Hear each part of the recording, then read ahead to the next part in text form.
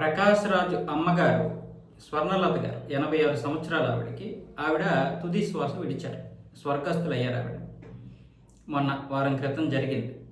ఆవిడ నమ్మినటువంటి మతం క్రిస్టియానిటీ. దాని ప్రకారం చర్చిలో అంత్యక్రియలన్నీ చేశారు. అంటే ఆవిడ ఏ విధంగా అయితే అనుకున్నారో ఆ విధంగా చేశారు. ఈ విషయం మీద చాలామంది చాలా రకాలుగా కామెంట్లు చేస్తే దానికి ప్రకాష్ రాజు నా తల్లి యొక్క మతాచారం ప్రకారం నేను ఆవిడ్ని గౌరవించేలా చేస్తున్నాను. ఒంటి నిండా విషం పూసుకున్నటువంటి కొంతమంది ఎన్ని కామెంట్లు చేసినా విమర్శలు చేసినా నేను పట్టించుకోను అన్నాడు. అంటే మన గురించి. మరి వీళ్ళ అమ్మగారి యొక్క మతాచారం ప్రకారం ఆవిడ్ని గౌరవించాడు, చాలా మంచిది. ఒక కొడుకుగా తన యొక్క బాధ్యతని నిర్వర్తించాడు, తప్పేమీ లేదు, చాలా మంచిది. ఆయన్ని నేను ఈ విషయంలో ప్రశంసిస్తాను. కానీ మరి అదే హిందువుల యొక్క మనోభావాలు ఉంటాయి కదా. నీ తల్లి నమ్మినటువంటి మతాన్ని నువ్వు నమ్మినప్పుడు హిందువుల యొక్క మనోభావాలు కూడా నమ్మాలి కదరా. గాడిద అని ఎందుకు అన్నానంటే వీళ్ళ అమ్మగారి విషయాన్ని మధ్యలోకి తీసుకురాకండి. ఈ గాడిద వీళ్ళ నాన్నగారు ఏమొచ్చేసి విశ్వనాథరాయ్ గారు ఎవరు, ఆయన హిందూ. వాళ్ళ నాన్నగారి యొక్క మతాచారం వీడు గౌరవించడు.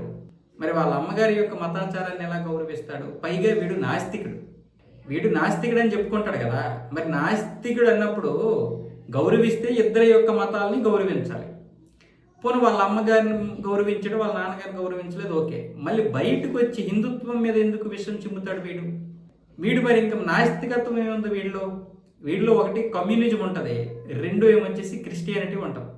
దాన్ని లోపల నుంచి పెట్టుకొని బయటికి నేను నాస్తికుడిని అని చెప్పి హిందువుల మీద విషయం చిమ్ముతాడు వీడు ఎక్కడా కూడా క్రిస్టియన్స్ని ఏమంటావు, ముస్లింలు ఏమంటావు. పోనీ మన సమాజంలో అప్పుడెప్పుడో తప్పులు జరిగాయి అన్నాడు కదా. మరి క్రిస్టియానిటీలో ముస్లింలు ఏమీ తప్పులు జరగలేదా? మహిళల గురించి వీడు మాట్లాడతాడు కదా. ముస్లింల్లో ఉన్నటువంటి మహిళలు పడుతున్నటువంటి నరకం కంటే ఇంకొక నరకం ఉంటుందా? మామూలుగా ఒక్కడైనా మాట్లాడా? తలాక్ అనే దాన్ని తీసేసింది ఎవరు? బీజేపీ వాళ్ళు కదా. నరేంద్ర మోదీ వచ్చిన తర్వాత కదా తలాక్ని తీశాడు. మరి దీని గురించి వీడు ఒక్కరోజైనా మాట్లాడా?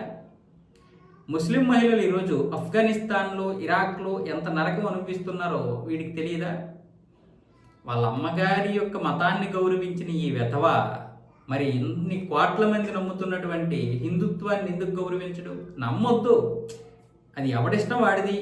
కానీ ఈ గాడిద, ఈ కంచర గాడిద మళ్ళీ విషం నింపుకున్నటువంటి మనుషులు అంట. మనం ఉండంత విషం నింపుకున్న మనుషులు అంట. గాడిద ముండా కొడుకులు చాలామంది ఇలా నాస్తికులమని చెప్పుకొని కేవలం హిందుత్వం మీద మాత్రమే విషం చిమ్ముతుంటారు. అంటే వాళ్ళు ఒకవైపే కొమ్ము కాస్తారు. కానీ ఈ గాడిదలు అలా కొమ్ము కాస్తే వాడు మొత్తానికి ట్రోల్కి గురవుతాడు.